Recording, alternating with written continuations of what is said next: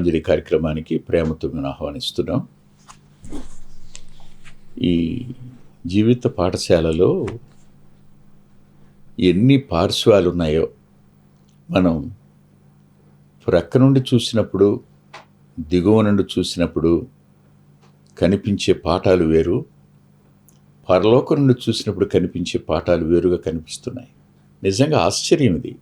ఎందుకు ఈ మాట అంటున్నానంటే, ఈ కృపాంజలి కార్యక్రమానికి ప్రేమతో మిమ్మల్ని ఆహ్వానిస్తున్నప్పుడు ఈ ఆహ్వానం వద్ద దేవుడు మిమ్మల్ని ఆదరించాలని, ధైర్యపరచాలని, మీరు విసిగిపోయి నిరాశలో ఉండి ఆత్మహత్య చేసుకునే ప్రయత్నం చేయకూడదని, ఇంకెందుకు బ్రతకడం, నేను నా బిడ్డ, నేను నా పిల్లలు అందరం కలిసి చనిపోతాం అనుకునే ఆలోచనకి రాకూడదని ఈ విషయాలు పదే పదే మీతో చెప్పడం జరుగుతుంది.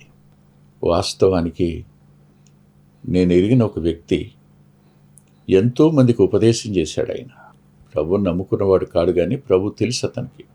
ఒక వ్యక్తి ఆత్మహత్య చేసుకుంటే నా దగ్గరికి వచ్చి ఉంటే నేను అతని ఆత్మహత్య చేసుకొని ఇచ్చేవాడిని కాను అన్నాడు. మరి చివరికి అతడే ఆత్మహత్య చేసుకుని చనిపోయాడనే విషయం తెలిసినప్పుడు చాలా బాధ అనిపించింది. ఏమో మరి సంగతి మనకు తెలియదు. పరిస్థితులు మనిషిని అంతగా ఒత్తిడి చేస్తాయి.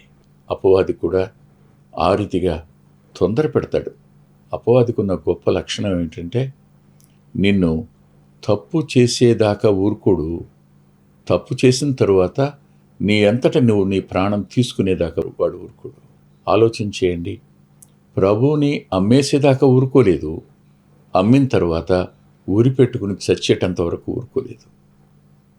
నువ్వు నీతిమంతుని అప్పగించావు, నిరపరాధిని అప్పగించావు, అంతే. యోధా బతకలేకపోయాడు. పరిష్కారం ఆత్మహత్య కాదు, పరిష్కారం దేవుని కటాక్షం. ఒకసారి మళ్ళీ మనం ఆదికాండం 39వ అధ్యాయం 4వ వచనం వద్దకొద్దాం. యోసేపు మీద తన కటాక్షం కలిగను గనుక అతని వద్ద పరిచర్య చేయువాడాయను, మరియు అతడు తన ఇంటి మీద విచారణకర్తగా నియమించి తనకు కలిగినదంతయు అతని చేతికి అప్పగించెను. ఇక్కడ 3 అంతల ఆధిక్యత యోసేపుకి ఇవ్వబడింది. ఇతడు ఫలించటం ఆరంభించడా? ఈ ఫలింపు ఓ ఇంటిలో, ముందు మన వ్యక్తిగత జీవితంలో ఫలింపు లేనప్పుడు కుటుంబంలో ఫలింపు ఉండడానికి అవకాశం లేదు. ఏ ఇంట్లో మనం ఉన్నా ఆ ఇల్లు ఫలించేదిగా ఉండడానికి మన అంతరంగాలు ఫలించేవిగా ఉంటేనే అది సాధ్యమవుతుందని జ్ఞాపకం పెట్టుకోవాలి. ఇలాంటి వ్యక్తిని ఇంటి నుంచి బయటికి బలవంతంగా గెంటేసినా, లేని వాటిని కల్పించి మాట్లాడి నేరస్తునిగా చేసి చెరసాల పాలు చేసిన ఆ దేశాన్ని, ప్రపంచాన్ని ఫలవంతం చేయగలిగిన ఫలించే ఆధిక్యత దేవుని కటాక్షం మూలంగా జరుగుతుందని మర్చిపోవద్దు. దయచేసి చూడండి, యోసేపు మీద అతని కటాక్షము కలిగెను అనే మాట. ప్రార్థన చేసుకుందాం. దయగలిగిన మా గొప్ప తండ్రి, కృప కలిగిన మా దేవ, లేఖనం మీదినైనా మా ప్రియులు ఆశతోనూ ఆకలితోనూ ఎదురు చూస్తున్నారు. శుభవార్త టీవీ వారు ఈ కార్యక్రమాన్ని మరల వారంలో అనేకసార్లు పునఃప్రసారం చేస్తున్నారు. అనేకులకు ఈ వర్తమానం అనేకసార్లు అందాలనే వారి యొక్క మంచి సహృదయ ఆలోచన కొరకు వారికి రాదగిన దీవుని మనం విజ్ఞాపన చేస్తున్నాను. వింటున్న మా ప్రియులను బలపరచండి. ఈ కార్యక్రమం కోసం శ్రమిస్తున్న వారందరికీ రాదగిన దీవునివ్వండి. ప్రార్థిస్తున్న వారికి రాదగిన ప్రతిఫలాన్ని ఇవ్వండి. వింటున్న మా ప్రియుల అంతరంగాలు లేఖనాన్ని బట్టి, మిమ్మును బట్టి కోలుకునేట్టు, ఉజ్జీవం పడేట్టు మీరే మీ ఆత్మకార్యం జరగనిమ్మని యేసుక్రీస్తు ప్రభు వారి పేరిట ప్రార్థిస్తున్నాం తండ్రి. ఆమేన్, ఆమేన్. గత వారంలో దీనస్థితిని చూచి ఆయన కటాక్షించిన వాడని, ఆయన్ని ప్రేమించి ఆయన ఆజ్ఞలను అనుసరించడాన్ని బట్టి కటాక్షించిన వాడని 2 విషయాలు చెప్పుకునేసరికే కార్యక్రమం సమయం అయిపోయింది. తిరిగి మరో 2 విషయాలు చెప్పవలసింది. ఆ 2 విషయాలు ఈ కార్యక్రమంలో మనం చెప్పుకుందాం. నేను అనేక మంది జీవితాలను అధ్యయనం చేస్తున్నప్పుడు, వ్రాయడానికి వారి కుటుంబాలను కలుసుకున్నప్పుడు, వ్రాసేందుకు వారు ప్రయాణించిన ఆ త్రోవల్లో ప్రయాణించినప్పుడు, వారు ఎక్కడ పరిచర్య చేశారో వారి స్వానుభవాలను తెలుసుకున్నప్పుడు ఎంత ఉద్వేగానికి గురయ్యేవాడినో. నేను బాగా ఆకర్షించబడి నా అంతట నేనుగా అడిగి ప్రయాణించిన ఓ వ్యక్తి విశ్వనాథపల్లి రాఘవయ్య గారు. ఆయనది చినగంజం. అసలు చినగంజం కాదు, పల్లిపాలెం నుంచి చినగంజం వచ్చేశారు తుఫానులో సమస్తం కోల్పోయిన తరువాత. ఆయన ప్రయాణించి వెళ్ళిన ఆ గ్రామాలు, నేను ఆ గ్రామాల గుండా ప్రయాణించి వెళుతున్నప్పుడు నాతో కృపారావు అనే తమ్ముడు కూడా ఉన్నాడు, ఇంకా ఒకరిద్దరు బ్రదర్స్ ఉన్నారు. మేమందరం కలిసి ఆయన ప్రయాణించిన ఆ దారిలో ఆ గ్రామాలు వాటిని సందర్శిస్తున్నప్పుడు ఆయన కేవలం ఎండు రొయ్యలు, ఎండు చేపలు అమ్ముకుంటూ గ్రామాలలో సంచారం చేశాడు. విచిత్రం ఏమిటంటే వ్యాపారం కాదు ఆయన దృష్టి, ప్రజలకు సాయం చేయాలన్నది. ఉదయం లేస్తారు, సూర్యోదయానికి ముందే పనికి వెళ్ళిపోవాలి, అప్పటికే వంట వండుకోవాలి.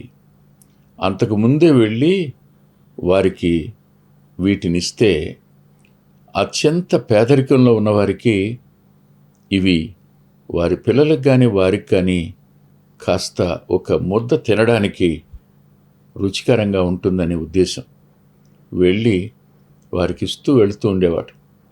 ప్రతి వ్యక్తిని పలకరించేవాడు, ప్రేమతో వారితో సత్సంబంధం పెట్టుకునేవాడు, నడిచి వెళ్ళిపోతుండేవాడు. డబ్బులు లేవన్నాయా అంటే పర్లేదు లేరా తీసుకో, ఈసారి వచ్చినప్పుడు ఇద్దు కానీ అనేవాడు. ఇలా వెళుతున్న ఆయన వెంట, అంటే ఆయన లేడు నేను వెళ్ళేసరికి, ఆయన ప్రభు దగ్గరికి వెళ్ళిపోయాడు. వెళుతున్న కాలంలో ఆయన గురించి ఏ ఊరు వెళ్ళినా ఎవరిని పలకరించి ఆయన ప్రస్తావన తెచ్చినా వారన్న మాట ఏమిటంటే, ఎవరి గురించి మాట్లాడుతున్నారు మీరు? రాఘవయ్య గారిని గురించా? రాఘవయ్య గారు అనే పదం అసలు ఏమీ ఉంది ఆయనకి? ఏం చదువుకున్నాడు ఆయన? ఆయన వాళ్ళందరూ గారు అని పిలుస్తున్నప్పుడు నేను దేవుని స్తుతించకుండా ఉండలేకపోయినాను. నేను ఇలా అనుకున్నాను, ఈ పరిశుద్ధుడు నడిచిన త్రోవలో నడిచే అవకాశం నాకు ఇచ్చావు కదా నాయన అనుకున్నాను. ఆలోచించండి, దీనత్వాన్ని కాపాడుకున్నవాడు దేవుని కటాక్షాన్ని పొందుతాడు. అంత మాత్రం కాదు, దేవుణ్ణి ప్రేమించేవాడు కటాక్షాన్ని పొందుతాడు. ఇంకా 3వ మాట దగ్గరికి వెళదాం.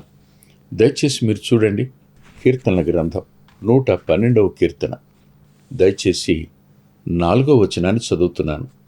యథార్థవంతులకు చీకటిలో వెలుగు పుట్టును, వారు కటాక్షమును వాత్సల్యమును నీతియు గలవారు.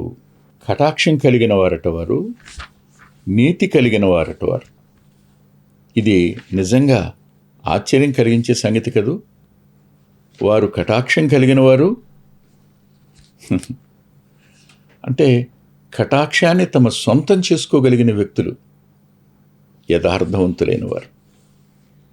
యథార్థవంతులైన వారు అన్నప్పుడు సహజంగానే మన అంతరంగాలు ఆలోచనలో పడతాయి, ఎవరు యథార్థవంతులు అని. ఎవరు యథార్థవంతులు అనే విషయం దగ్గర చాలా సంగతులు లేఖనంలో రాసున్నాయి. అది మన అంతరంగాలకు ఎంతైనా మేలును కలుగు చేసే సంగతి. ఆలోచించండి, యథార్థవంతుల లక్షణాలు మీరు వెతికి చూడండి, లేఖనంలో కనపడతాయి. అందులో అంటారు, యథార్థవంతులు ఒకరి ఎడల ఒకరు దయచూపుతారు అనే మాట సామెతల గ్రంథకర్త రాస్తాడు. యథార్థవంతులు ఒకరి ఎడల ఒకరు దయచూపించేవారుగా ఉంటారు అని. అంటే వాస్తవానికి వారి ఔదార్యం, వారి దయ, వారు యథార్థవంతులు అనడానికి రుజువు. ఆయన చూపించిన దయ సామాన్యమైంది కాదు.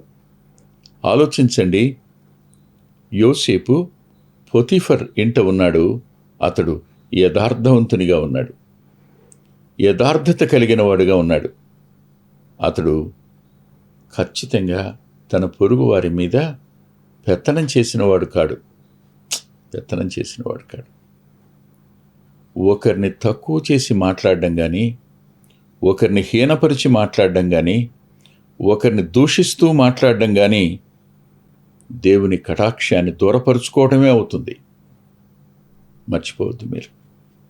కటాక్షము గలవారు అనే పదం అది దేవుడు వారి ఎడల కటాక్షం చూపిస్తాడు అనే మాట మాత్రమే కాదు, కానీ కటాక్షం వారి సొంతం అవుతుందనే మాట. అంటే వారు దేవుని కటాక్షాన్ని పొందుతారు, అదే కటాక్షాన్ని, అదే జాలిని, అదే దయను ఇతరులకు తాము చూపించగలిగిన వారు అవుతారు, యథార్థవంతులైన వారు. ఇంకొక మాట కూడా నేను మీతో చెప్పాలి. ఆయన ఎంత యథార్థవంతుడు అంటే, తన జీవితంలో ఒకానొక దినాన్న ఒక గ్రామంలో ఆయనకు వారం 10 రోజులు 15 రోజులు ఆ పల్లెల్లో అమ్ముకుంటూ తిరిగేవాడు. ఎవరో ఒకరు, ఒక ఆమె ఆయనను బలవంతం చేస్తే ఆయన దండం పెట్టి, అమ్మా, నేను ప్రభువుని నమ్ముకున్నవాడిని, నేను ఇలాంటి పని చేయలేని చెల్లి అని చెప్పి బయటకు వెళ్ళిపోతాడు. నిజంగా ఆ మాట రాస్తున్నప్పుడు ఎంత దుఃఖం వచ్చిందో గుర్తుంచుకోండి. యథార్థవంతుడు ఒక వ్యక్తి, కటాక్షం కలిగిన వాడు వ్యక్తి దేవునికి విరోధమైన పని చేయలేడు, ఆజ్ఞలను అనుసరించి నడిచేవాడుగా ఉంటాడు. అంత మాత్రమే కాదు సుమా, అంత మాత్రమే కాదు. మరో మాట కూడా నేను మీకు చూపించాలి. అది దయచేసి మీరు సామెతల గ్రంథం దగ్గరికి రండి. సామెతల గ్రంథం 12వ అధ్యాయం 2వ వచనంలో, సత్పురుషునికి యెహోవా కటాక్షము చూపును, సత్పురుషునికి యెహోవా కటాక్షము చూపును. ఈ మాట సత్పురుషుడు అనే పదం, ఒకరోజు ఓ ధనవంతుడైన యవనస్తుడు, అధికారి అయిన యవనస్తుడు ప్రభు దగ్గరికి వచ్చి, ప్రభువుని అలా పిలిస్తే ఆయన అంటాడు, దేవుడు తప్ప సత్పురుషుడు ఎవరున్నారు అంటాడు. ప్రభు, నువ్వే గదయ్యా, అందుకే నీ దగ్గరికి వచ్చాను అనవలసింది అతను ఆ మాట అనలేకపోయినాడు. సత్పురుషుడు అనే మాటకు ఒక మానవునికి సత్పురుషుడు అని పేరు పెడితే అతని వ్యక్తిగత జీవితంలో వేలెత్తి చూపించడానికి అవకాశం లేని వానిగా మనం పేర్కొనాలి. పవిత్రతను కాపాడుకునేవాడు, దుర్నీతికి చోటివ్వనివాడు, స్వార్థానికి చోటివ్వనివాడు, అహంకారానికి చోటివ్వనివాడు, ఇతరులను నీచంగా చూడనివాడు, అందరినీ ప్రేమతో చూడగలిగిన వ్యక్తిత్వాన్ని ఈ పదంతో పిలవచ్చు. ఒకసారి మీరు ఆలోచించండి. ఈ మంచితనం, ఆ జాలిగల గుణం, పవిత్రతను కాపాడుకోవడం దగ్గర వారికున్న పటిష్టమైన నిర్ణయం అంత మాత్రమే కాదు, కానీ తమకు కలిగింది కదా అని, తమకు అధికారం వచ్చింది కదా అని పగ తీర్చుకోవాలనే ఆలోచన లేకపోవడం, ఇవన్నీ మంచి వ్యక్తుల యొక్క గుణలక్షణాలు. అలాంటి వారి మీద యెహోవా కటాక్షం ఉంటుంది అనే పదం. అనేకసార్లు ఒక మాట పెద్దలు చెప్పేవారు, నానా అణిగి ఉండరా, అణిగుండు, తగ్గించుకో, దీనుడిగా ఉండు, ఏమీ లేని ఆకు ఎగిరెగిరి పడుతుందిరా, అన్నీ ఉన్న ఆకు అణిగి మణిగి ఉంటుందిరా అనేవారు. వారు చెప్పింది విస్తరిని గురించి. విస్తరిలో అన్నీ ఉంటే అది ఎగిరిపడదు, ఏమీ లేని ఆకు మాత్రమే ఎగిరిపడుతుంది అనే పదం. ఏమి లేనివాడు యోసేపు? ఆస్తి లేనివాడా? కాదే, పనివారు లేనివాడా? కాదే. గుణం లేనివాడా? కాదే. దీనత్వం లేనివాడా? కాదు కదా. అన్నీ ఉన్నాయి, అన్నీ కలిగినవాడు. కానీ ఇప్పుడు అకస్మాత్తుగా అతడు దిక్కుమాలినవాడై, ఒంటరివాడై, పరాయి ఇంట పనివాడిగా మారిపోయినప్పుడు ఆ పని వద్ద తన నమ్మకత్వాన్ని అతడు రుజువుపరుచుకున్నాడు. పని వద్ద నమ్మకత్వాన్ని రుజువుపరుచుకున్నప్పుడు అలాంటి వాణ్ణి దేవుడు విడిచిపెట్టడు, యాజమాన్యం కూడా విడిచిపెట్టదు. ఖచ్చితం ఇది. నాకు తెలిసిన ఒక వ్యక్తి ఒక చోట ఓ చిన్న ఉద్యోగిగా జాయిన్ అయ్యాడు. కానీ ఆ తరువాత ఆ కంపెనీకి అతను మేనేజర్ అయ్యాడు. ఇది ఎలా జరిగింది? ప్రతి స్థాయిలోనూ అతడు యాజమాన్యానికి మేలు చేసేవాడుగానే ఉన్నాడు. స్వార్థం కోసం ఏం చేసుకోలేదు. చివరికి యాజమాన్యం అతనికి సమస్తాన్ని అప్పగించడం, ఇది చరిత్ర అనేక విషయాల్లో రుజువు చేసింది. మీరు ఆలోచించండి. ఇప్పుడు యోసేపులో 4 లక్షణాలు మనకు కనపడ్డాయి. దీనత్వాన్ని కాపాడుకున్నాడు, దేవుణ్ణి ప్రేమించాడు, దేవునికి విరోధంగా ఏమీ చేసినవాడు కాదు, యథార్థత కలిగినవాడు, అతడు సత్యవర్తనుడై ఉన్నాడు, లోపరహితుడుగా ఉండడానికి తన వంతు తాను ప్రయత్నం చేస్తూ వచ్చాడు. ఇలా చేసిన కారణం చేత అతన్ని పొతిఫర్ మొట్టమొదటిగా చూడండి, అతని యొద్ద పరిచర్య చేయువాడాయను. అంటే పర్సనల్ అసిస్టెంట్ పొతిఫర్ ఇంటిలోనికి రాగానే తన తల మీద ఉన్నది తీస్తే శిరస్త్రాణం అతడు ప్రక్కన పెడతాడు. తన బట్టలు తీస్తే తీసుకెళ్ళి తగిలిస్తాడు. అతను షూ తీస్తే తీసుకుని వెళ్ళి అక్కడికి పెడతాడు. అతడు వచ్చి కూర్చుంటే తానే అతనికి అవసరమైన నీళ్లు అవి అందజేస్తాడు. ఎక్కడి నుంచి?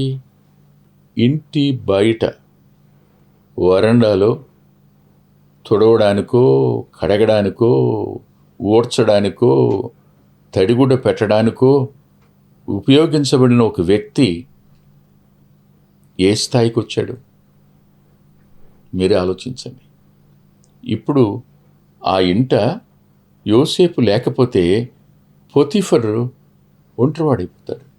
అంతటి సాన్నిహిత్యాన్ని, అంతటి మంచితనాన్ని సంపాదించుకున్నాడు. రెండవదిగా చూడండి, తన ఇంటి మీద విచారణకర్తగా అతను నియమించాడని ఉంది. అంటే తన ఇంటిలో ఏం జరుగుతుంది, ఎవరెవరు ఏ పని చేస్తున్నారు, అందరూ సక్రమంగా చేస్తున్నారా లేదా, కార్యనిర్వహణ యొక్క బాధ్యత యావత్తు అతని చేతికి అప్పగించడం. అంటే ఊహించండి ఒకసారి. నేను ఇలా అనుకుంటాను, గృహ నిర్వాహకుడు అన్నప్పుడు మనకు ఓబద్య కనబడతాడు. ఆహ్వ ఇంటి గృహ నిర్వాహకుడుగా ఉన్నవాడు. కరువు వచ్చింది, దేశంలో నీరు లేదు. అప్పుడు దేశాన్ని 2గా విభాగించుకున్నప్పుడు నీవు ఒక దిక్కుకు వెళ్ళు, నేను ఒక దిక్కుకు వెడతాను అని ఆహాబు ఓబద్యాతో చెప్తాడు. అంటే తనతో సమానునిగా బాధ్యతను పంచుకునే వ్యక్తిగా నమ్మడం గృహ నిర్వాహకత్వం. అంటే అది యోసేపుకు అప్పగించబడింది. ఇది 2వ స్థాయి. ఇక 3వ స్థాయికి వస్తే ఇది మన కనులకు ఆశ్చర్యం, మనం ఊహించలేనిది. ఇది ఎలా ఊహించలేమో అంటున్నానంటే, తనకు కలిగినదంతయు అతని చేతికి అప్పగించను అన్నప్పుడు మీరు నిదానించి ఈ విషయాన్ని ధ్యానించండి. తనకు కలిగిన సమస్తం, అది ధనమా, ఆస్తియా, వ్యాపారమా, పొలాల, పనివారా, దేహ సంరక్షకుల అధిపతి ఎంతటి ఐశ్వర్యవంతుడో, ఏ స్థానంలో సమాజంలో ఉన్నాడో, ఎవరైనా వచ్చి ఆయన దగ్గర ఏదైనా కావలసి ఉంటే రాజు దగ్గర మనవి చేసే విషయం దగ్గర కానీ దేని దగ్గరైనా సరే ఇప్పుడు ఆ బాధ్యతలన్నీ సంపూర్ణంగా యోసేపుకు అప్పగించాడు. అంటే తాను ఒక నిమిత్త మాత్రునిగా ఉండడానికి అన్నీ నిర్వహించగలిగిన వాడు. అందుకనే ఒక మాట అంటాడు, నమ్మకమైన దాసుడు కుమారుడు అనబడతాడని. యోసేపు స్థానం ఆ స్థితికి వెళ్ళింది. ఆలోచించండి, ఆకాశ మహాకాశాలు పట్టజాలినవాడు భూమి మీదికి దాసుని స్వరూపాన్ని ధరించి వచ్చాడు. వచ్చినవాడు కలువరిలో తన రక్తాన్ని చిందించాడు, చనిపోయి సమాధి చేయబడి 3వ దినాన తిరిగి లేచాడు. అన్ని నామముల కంటే ఉన్నతమైన నామాన్ని కలిగిన వాడయ్యాడు. ఆయన యందు విశ్వాసం ఉంచినవాడు ఆయనతో పాటు ఆ అత్యున్నతమైన సింహాసనం మీద ఆయనతో నేను కూర్చుని పెట్టుకుంటాను అనే పదం మనకు కూడా వర్తిస్తుంది కదా. అట్టి కృప ప్రభు మనకు అనుగ్రహించును కాక. ప్రేమగల తండ్రి, పరిశుద్ధుడైన దేవా, కొద్ది మాటలు చెప్పడానికి మీరు ఇచ్చిన కృప కొరకు స్తుతిస్తున్నాం. విన్న మా ప్రియుల అంతరంగాలను ధైర్యపరిచి బలపరిచి మీరే ప్రోత్సహించి నడిపించండి అని యేసుక్రీస్తు ప్రభు వారి పేరట ప్రార్థిస్తున్నాం తండ్రి, ఆమేన్. ప్రభు చిత్తమైతే వచ్చే వారం కలుసుకుందాం. అద్భుతమైన పుస్తకాలు అందుబాటులో ఉన్నాయి. అందులో అంత్యోక్ మినిస్ట్రీస్ నుంచి ప్రచురితమైన మీ ఆత్మీయ క్షేమానికి మేలు కలుగు చేసే పుస్తకాలు, మీ ఆత్మలను దేవుని కొరకై ఉజ్జీవింపచేసే పుస్తకాలు, ప్రభువులాగా జీవించడానికి ప్రేరేపించే పుస్తకాలను దైవాత్మ సహాయంతో రాయటం జరిగింది. పిల్లల కొరకై చిత్రీకరించబడిన 5 DVDలు అందుబాటులో ఉన్నాయి. ప్రతి DVD పిల్లలను దేవుని కొరకు ఎంతగానో విశ్వాసాన్ని పెంపొందింపజేసేవిగాను, ఆసక్తిని కలిగించేవిగాను, ఆత్మలో ప్రభువుని హత్తుకునేట్టు చేసేవిగాను ఉన్నాయి. ఈ మధ్యన వెలువడినటువంటి ఆ DVD సాధనం, అది మీ పిల్లలకు ఎంతైనా మేలు చేస్తుంది. ఆ పాటలను మీరు చూస్తున్నారు, వాటన్నిటినీ మీరు పొంది ఆత్మీయంగా మేలు పొందాలని ఒక దైవ సేవకునిగా మీకు మనవి చేస్తున్నాను. 6వ పిల్లల DVD సమయం అందుబాటులో ఉంది. 5 చూసిన వారు 6వది కూడా మీ పిల్లలకు చూపించి మీరు చూచి అంతరంగంలో దేవుని స్తుతిస్తారని నమ్ముతున్నాను. తప్పకుండా ఈ DVDలు తీసుకోండి. 2018వ సంవత్సరం తెలుగు VBS DVD దాహం, పిల్లల ఆత్మీయ క్షేమం కోసం 10 పాటలతో దృశ్యరూపకంగా దీన్ని తయారు చేయడం జరిగింది. తప్పనిసరిగా ఈ DVD తీసుకోండి. పిల్లలకు వీటిని పరిచయం చేయండి. ఈ పాటలు మీ పిల్లలకు నేర్పండి. మీ సండే స్కూల్లో ఈ పాటలు నేర్పడం మర్చిపోకండి. నూతనంగా వచ్చిన పిల్లల DVD ఐక్యత అనే టైటిల్ పెడదామనుకున్నాం, కానీ కలిసి ఉందాం అనేటువంటి టైటిల్ని పెట్టడం జరిగింది. కలిసి ఉందాం, అది పిల్లలకు ఎంతో ప్రయోజనకరమైన DVD. దానిని మీరు పొంది మీ పిల్లల ఆత్మీయ క్షేమాన్ని ఖచ్చితంగా చూస్తారని నేను నమ్ముతున్నాను. ఆ DVDని మీరు సంప్రదించి పొందవచ్చు. సాధు సాల్మన్ గారి జీవితం, ఆయన గోదావరి నది దగ్గర ఒక ఆశ్రమాన్ని స్థాపించి అనేక మందిని ప్రభువులోకి నడిపినవారు, అనేక మంది జీవితాలను ఆయన ప్రోత్సహించినవారు. ఎంతో ప్రోత్సాహకరమైన ఈ జీవితాన్ని చదివి మీరు తప్పకుండా ఆత్మీయమైన మేలు పొందుతారు. ఎంతో దిద్దుబాటు ఈ పుస్తకం మూలకంగా జరుగుతుంది. తప్పకుండా చదవండి. గత 30 సంవత్సరాలుగా, ఇది 31వ సంవత్సరం క్రీస్తు సువార్త పత్రిక అనేక మంది ఆత్మీయ ఆకలిని తీరుస్తున్నటువంటి మాసపత్రిక. ఈ పత్రికను మీరు పొంది మీ ఆత్మీయ జీవితాలకు మేలు కలుగు చేసుకుంటారని హృదయపూర్వకంగా మీకు సిఫార్సు చేస్తున్నాను. గత 2 సంవత్సరాలుగా పిల్లల ఆత్మీయ క్షేమం కోసం సచిత్ర ద్విమాస పత్రిక నెలవంక వెలువడుతోంది. అనేక మంది పిల్లలు ఆత్మీయంగా మేము మేలు పొందామని వారి ఉత్తరాల ద్వారాను వ్యక్తిగతంగా కలుసుకున్నప్పుడు సాక్ష్యం చెబుతున్నారు. మీరు కూడా మీ పిల్లల కోసం నెలవంక పత్రికను మీరు పొందొచ్చు. అందుకొరకై ఈ క్రింద ఇవ్వబడినటువంటి ఫోన్ నెంబర్ని మీరు సంప్రదించండి. ప్రభు యేసు నీకే ఈ కృపాంజలి, ప్రభు యేసు నీకే ఈ కృపాంజలి. వీచే గాలి, కూసే పక్షి, ఊగే కుంభ, వెలిగే తారా, సన్నుతించేది నిన్నే యేసు. మా చిరునామా కృపాంజలి, బ్రదర్ పిల్లా వెంకటరత్నం, రామచంద్రపురం రోడ్, గుడివాడ, కృష్ణా జిల్లా, Andhra Pradesh. Our address Krupanjali, brother Pilla Venkataratnam, Ramachandrapuram road, Gudivada, Krishna district, Andhra Pradesh. Phone number 9490504299 9490504299. రాలేవుగా కురిసే మంచు,